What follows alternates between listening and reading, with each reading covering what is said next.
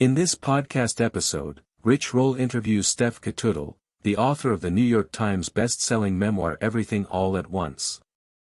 The conversation revolves around the themes of healing, grief, and finding meaning in the face of tragedy. Steph shares her personal journey of healing, which was deeply intertwined with the experience of almost losing her husband, Tom Revolves, to a rare form of lung cancer. She discusses the ongoing process of healing and how there is no finality to grief. Steph emphasizes the importance of accepting that healing is a continuous journey and that there is no destination. The conversation also delves into the process of writing the book and the emotional rawness that Steph experienced while writing it. She explains that she was still healing from the trauma of her husband's illness as she was writing, which is why the book is so raw and emotionally charged. Steph acknowledges that she will continue to evolve and learn from her experiences, and that the book will serve as a reminder of her growth in the future. The discussion then shifts to the impact of Riv's illness on their lives and the public's perception of their relationship. Steph reflects on the idealized image that people projected onto them and the tension between protecting their privacy and sharing their story with the public. She explains that while the support from others was a saving grace, there was also an expectation that their lives would be an open book. Steph and Revolves are now working to deconstruct the notion of being a perfect couple and to embrace their imperfections. Steph's background growing up in a Mormon household and her relationship with religion and spirituality are also explored. She shares that she initially believed that her faith could heal her father when he was diagnosed with lung cancer. However, his passing shattered her belief in religion and spirituality. Steph then embarked on a rebellious phase, turning to alcohol and drugs to numb her pain. It took her several years to realize that her destructive behavior was a result of her unresolved grief. The conversation touches on the challenges of parenting while dealing with a loved one's illness.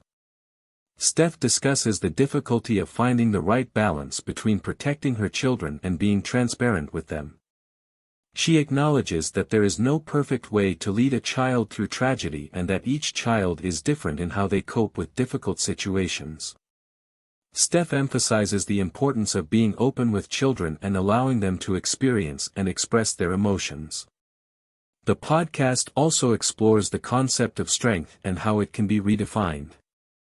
Steph shares that she used to view strength as being stoic and unemotional, but she has learned that it takes strength to allow oneself to experience difficult emotions and to be vulnerable with others. She hopes to model this for her children and teach them that sadness is a natural response to challenging situations. Steph continues by discussing her background and how she grew up in a Mormon household. She talks about her rebellious nature and her struggle to find her own identity within the confines of her religious upbringing. Steph also shares her experiences with addiction and codependent relationships, particularly with boyfriends who had substance abuse issues. The discussion then shifts to the topic of drugs and alcohol, and Steph's relationship with them. She explains that she doesn't have an addictive personality like her partners, but she enjoys having a good time within certain boundaries. Steph reflects on the guilt she felt during her adolescence, believing that she was leading others away from sobriety.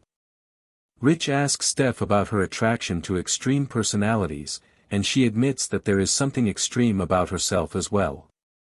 She mentions that she is covered in tattoos and is able to do things in moderation, unlike her partners.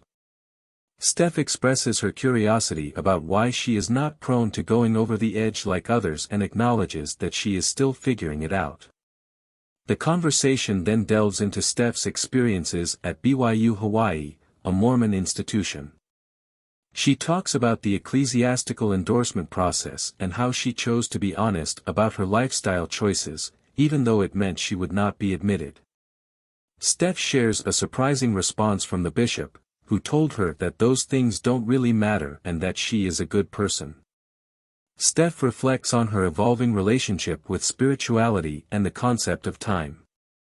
She discusses her experiences with psychedelics, particularly a hero mushroom journey that cracked her open to the possibility of spirituality. Steph credits this experience with helping her handle her husband's illness, as it opened her up to the idea of conducting love into him through a spiritual channel. The conversation then explores the malleability of time and the idea that all moments are ever present. Steph shares her experiences in her husband's hospital room, where time seemed to suspend and she felt more connected to the universe than ever before. She describes the palpable love in the room and how it transcended the tragic and sad moments. Steph also discusses her husband's experiences in a coma and how he lived lifetimes in that state. She acknowledges that these memories may feel more real than his current life and ponders the quantum aspects of time and consciousness. The discussion then turns to the themes of duality and the in-between spaces. Steph talks about how she was raised to believe in polarity and the struggle she faced in accepting the gray areas of life. She shares her realization that the best of life exists in the in-between spaces and that emotions are not inherently good or bad, but rather complementary and necessary.